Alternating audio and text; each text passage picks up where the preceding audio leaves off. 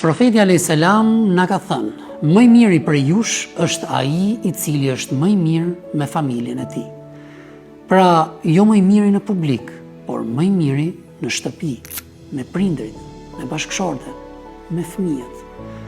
Sepse mirësia e vërtet fillon aty ku nuk të sheh askush, në familjen tënde.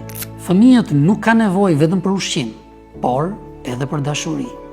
Nuk kanë nevojë vetëm për shkollim, por edhe për shembull. Ata mësojnë nga ajo çka ne jemi, jo vetëm nga ajo çka ne themi. Nëse duam një shoqëri më të mirë, duhet të ndërtojmë një familje më të fortë. Nëse duam paqe në botë, duhet të sjellim paqe së pari në shtëpinë tonë. Sepse kur familja forcohet me besim dhe kur në të ka dashuri, mëshirë e respekt, Allahu e kthen atë shtëpi si xhenetin mbi tokë. Prandaj, para se ta kërkosh lumturinë diku larg, ktheje zemrën tënde nga familja.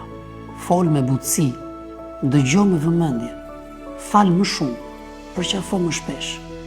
Sepse një ditë nuk do të kujtohen pasuritë që keni mbledhur, por zemrat që keni ruajtur pranë vetes.